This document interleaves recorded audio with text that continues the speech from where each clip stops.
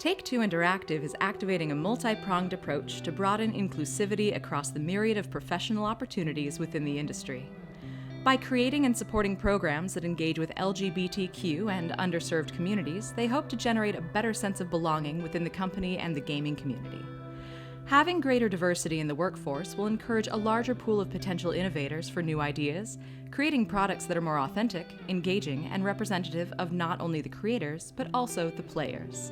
I think a lot of companies make the mistake of being like, oh, here's the one quick fix answer we can give to this problem, rather than looking at the mechanism as a whole and saying, okay, this has a life cycle. How do we take an approach that umbrellas all of it so that not only are we ensuring that communities of children who don't have access to resources and educational benefits, we're helping them, regardless of whether they're going to get into gaming. Obviously, we're going to encourage them, but we're going to benefit their lives in an educational way. If we want to achieve equity, we have to consider access. And based on kind of the frame of US history and the relationship to capitalism, which corporates sit right within, we have an opportunity to create pathways so that we are, really being conscious of providing avenues to individuals from communities that have been historically in the margin.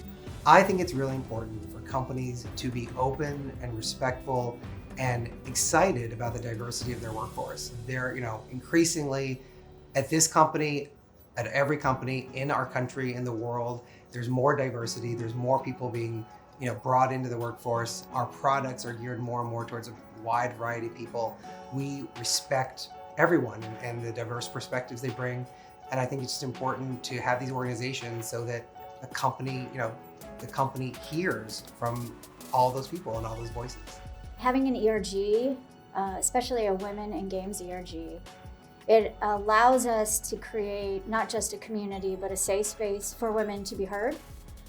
And while inclusion is not necessarily belonging, I think an ERG hits on both. And when you feel included and you feel that your voice is heard, you can do your best work and feel safe to be yourself, which is one of the tenets of 2K. People want to feel included. Like, work has become an extension, in my opinion, to your life, right? And so you want to know that where you're spending that time, they support you. With all of the programming and kind of initiatives at Black T2, we wanted to make sure that we were always providing information that celebrated the Black community, was informative about the Black community, and provided value and impact back to the Black community.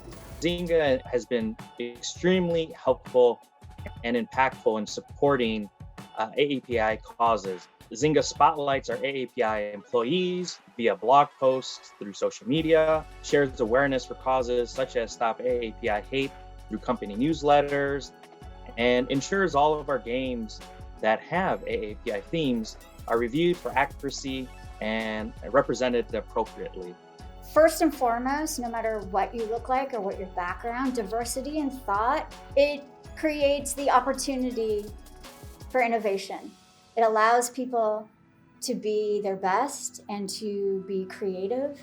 And in this industry where we have that diverse player base, and as a marketer, I am a player-first marketer. And so to have a diverse group of people making those decisions, it does serve the player. And that's extremely important, especially to a publishing organization. So we think it's important for companies like 2K to have a platform for inclusivity. And for us at 2K, it's especially important. One of our core brand values is come as you are. And come as you are is really a culture where our people feel supported to do their best work. Come as you are is reflected at 2K in our employees having the right to be their true selves at work and feeling supported to do their best work, free of harassment for their gender identity or sexual orientation, free of any harassment for that matter. 2K really does try to empower its employees to support and celebrate our LGBTQIA+ community in a number of ways. That includes social events, guest speakers, volunteer events, and charitable donations. 2K really has made a promise that will continue to expand our partnership with organizations within the LGBTQIA+ community to further that visibility equity, accessibility, and advocate for providing further understanding on what inclusivity means? So we have taken a really clear approach in investing in external partnerships that